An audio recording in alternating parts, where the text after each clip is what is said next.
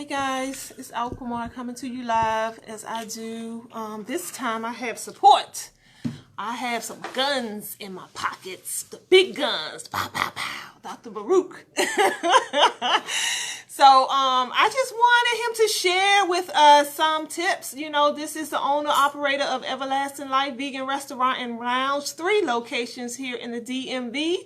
And he is also the owner operator of eLife Studios. So and he is a naturopathic doctor, and he has a lot of benefit to share with us as far as health benefits and things like that. So I just wanted him to share a little bit about this whole Corona thing going on and some quick tips. It's not going to be long, but we just wanted to share a few things that we've noticed that's going on right now in the community and how he in particular can add to the discussion, add value to the discussion. So I was just asking him about, like, right now, how it appears we're all separated now. Yeah. You know, we on purpose, quarantined in our own small spaces. Yeah. How does that benefit us, or how can we kind of collectively come together in a time like this? What does that look like? Well, first, thank you for having me on, and I appreciate the opportunity to share my little bitty wisdom on the subject matter. I would say the separation, I understand the separation from a biomedical perspective, that let's separate the people so we can isolate the illness and isolate the virus in this instance and prevent the spread.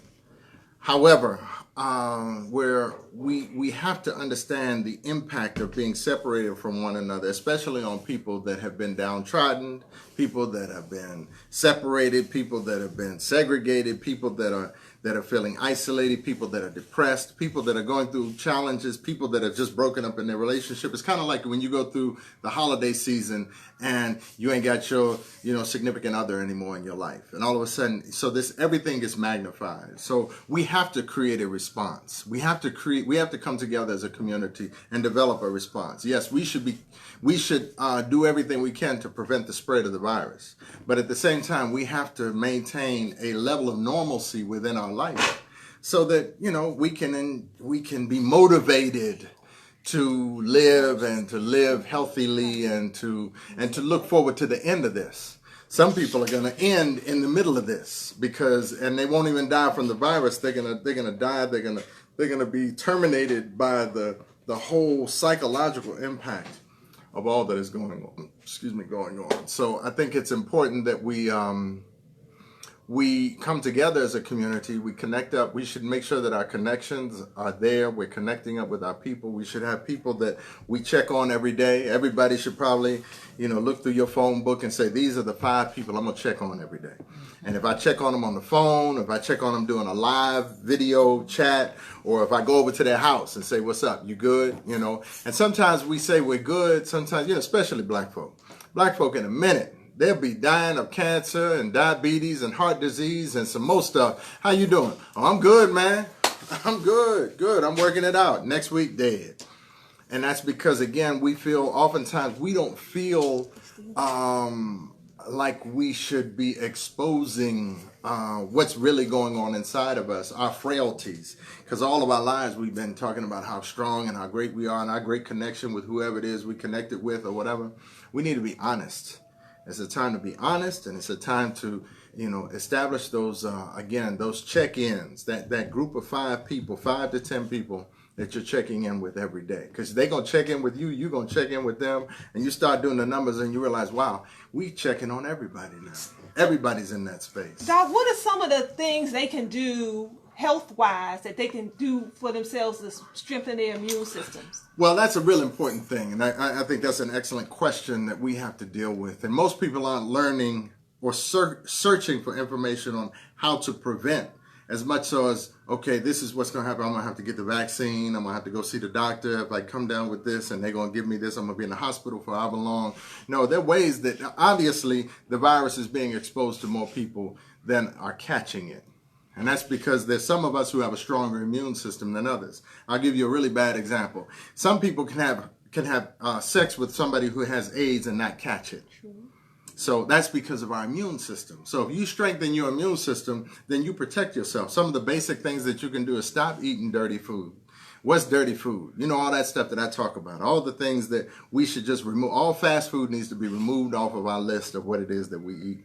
You should do more eating from, if you're going to go to a restaurant, go to Everlasting Life. Go to restaurants where they prepare the food from scratch, and you know the people that are making it. It isn't being shipped in from somewhere else where, you know, it was cooked last week and they froze it and so on and so forth. We make this food fresh every day. Or eat at home. Prepare your own food. You're not going to work. So eat your food, prepare your food at home so that you can know that it's fresh and it's healthy. You should be drinking or eating something every 15 minutes.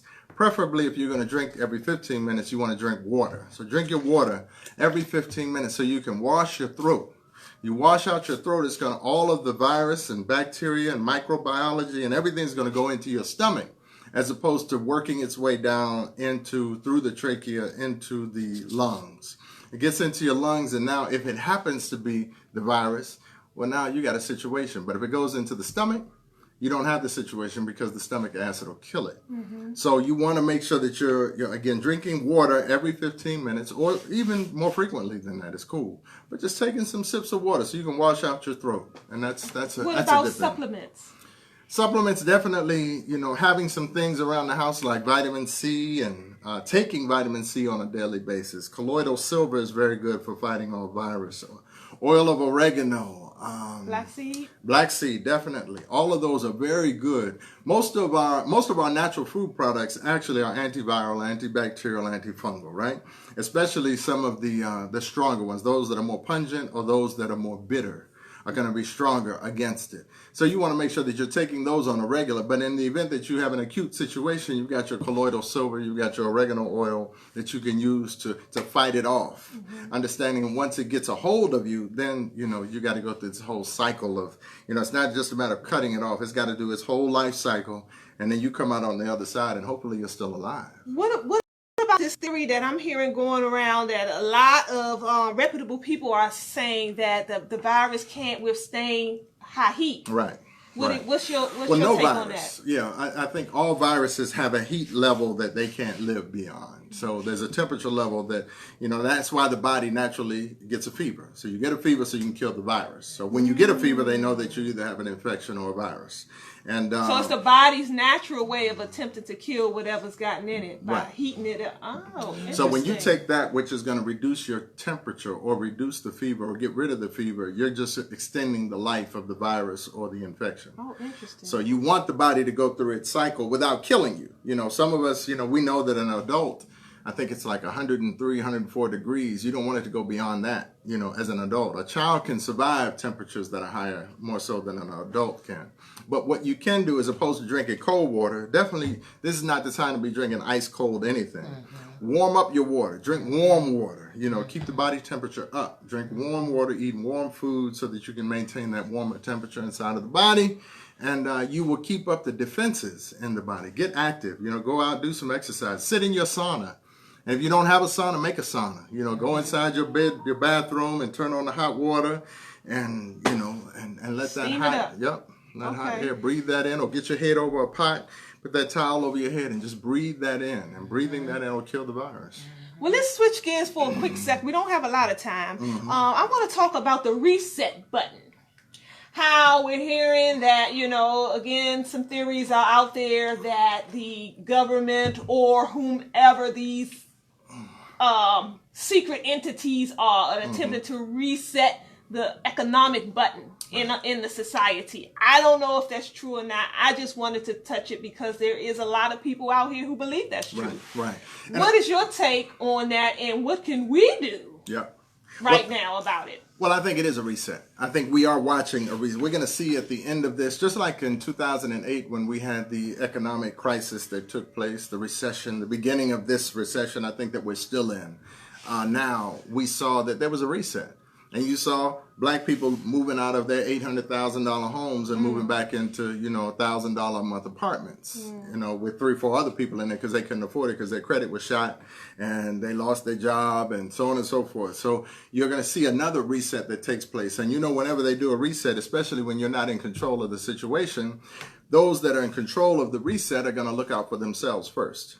So they're going to make sure that they end up in a better space after the reset, which is the whole justification for the reset. So for those of us conspiracy theorists and otherwise who believe that this is a man-made thing that was created so that they could get some type of financial benefit out of it, it's not far-fetched. It's we are seeing now the Federal Reserve is saying that they are going to pay this money that Trump has promised to every American citizen. They're going to pay that in cryptocurrency or in Bitcoin.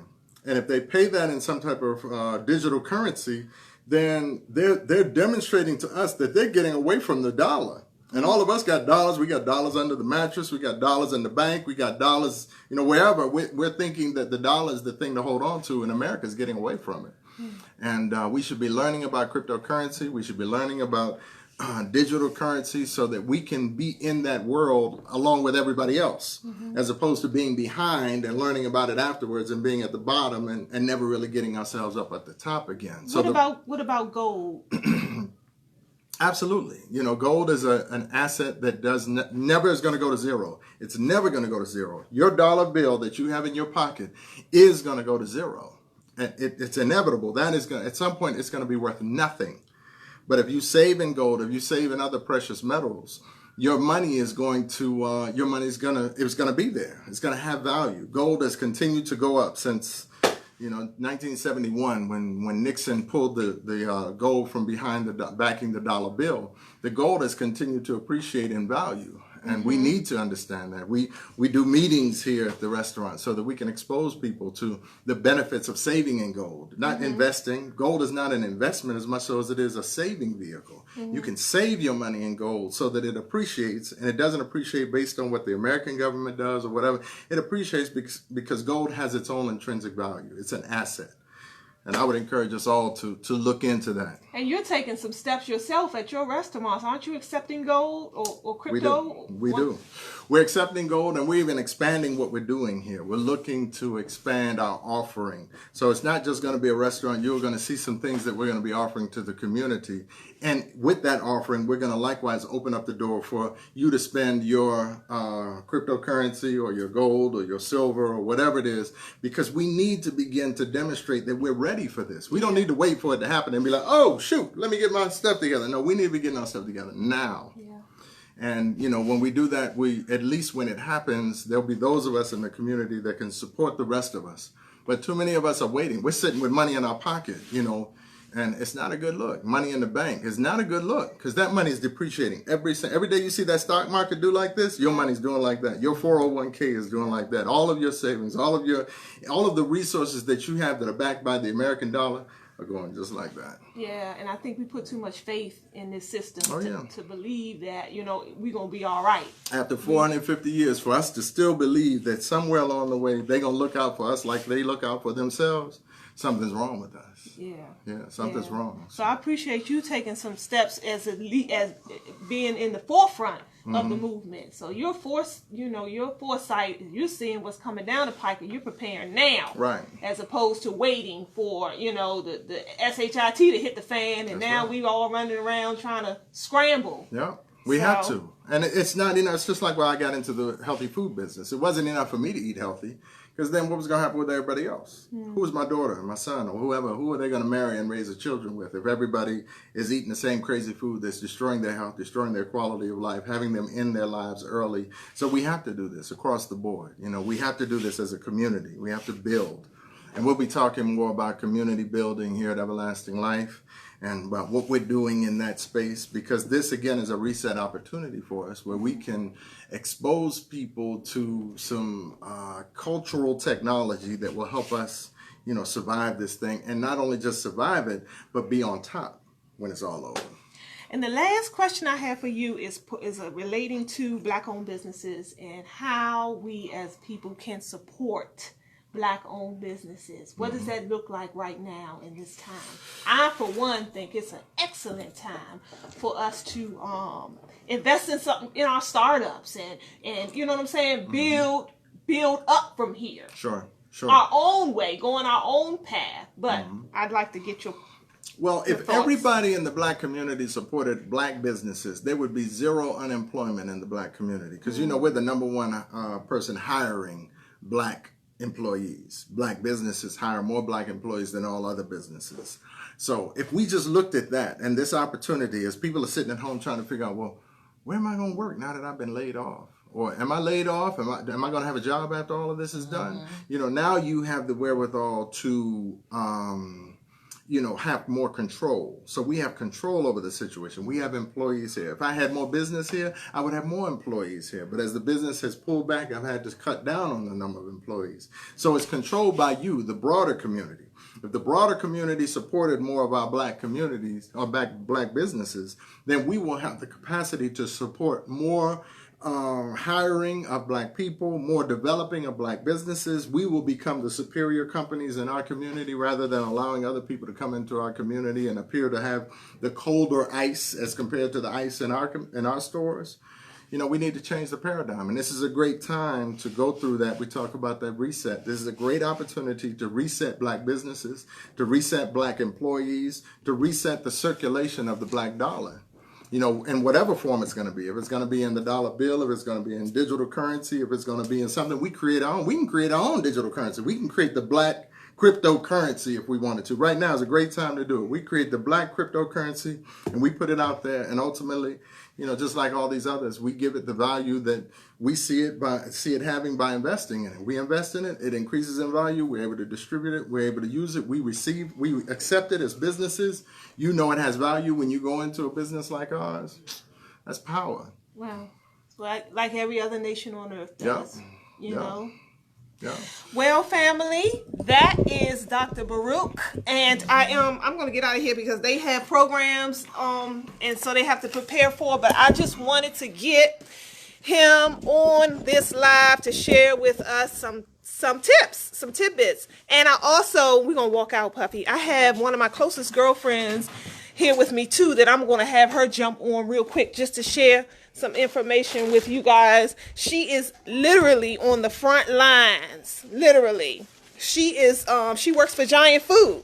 She manages a Giant Food, and we were just talking about some of the things that's going on at the grocery stores these days. So I'm going to let her share. Puffy, Hi, family. This is Leslie. Hi. Also known as Aunt Ladybug. Yes. And I am a front end assistant manager here at Giant Food. And out of all the 24 years I experienced working in a grocery store, I've never seen it this bad. Never in my life. I worked at Giant for a year now, but I've also shared a lot of my time with shoppers. And this is by far the worst. And yeah, we are on the front line. And I'm grateful that you guys are still coming in there because we are able to work as opposed to some others are not able to go to work. But it can be a lot overwhelming. When you have people some people that's really in need of items. And you have some people that's very selfish and just want to take up everything and not care about the next person. Somebody's a senior citizen for that matter. So, since people are out here being so selfish, they had to make it so that seniors can have their own time to go and just do a little grocery shopping and just pick up whatever is left, which is hardly much of nothing. It's much of nothing. So all the time I'm always getting all day long, where's the water? When are you guys getting a truck? One thing that really, really bothers me is when people ask me for water. Please, family, you have water. You might have to boil your water. Boil it. We've been doing that for years and years and years and years. Paper towels and tissue. What are you guys doing with all the paper and towel and tissue? But that's what you guys want to purchase? That's what you guys want to buy? I think it's very unnecessary to be harboring people around us asking us all the time for tissue and disinfect. But anyways, that's no here nor there. But I do ask that when you guys do go in the grocery store, just come with your patient panties on because we're on the front line, we have to have our patient panties on. And we do get exhausted. So be real mindful when you're coming out here to the grocery store. Pretty much just take care, be safe, and stop buying 6 and 7 things of water and 8 cases of water Save some for other people. Save some for other people. Save some for other people. And the disinfect. Stop buying all this stuff. You know, I'm not saying that John has said that they were going to not do any refunds. I'm not saying that. But it's going to come to a point where they just might not, because you guys these customers out here, they're doing too much, and you buying too much of stuff that you don't need to buy. Like, my best friend gave me some of this black seed. This is something that you guys really should be buying. Like, really, this is just a sample, and it's really good for all kinds of things. This is the black seed.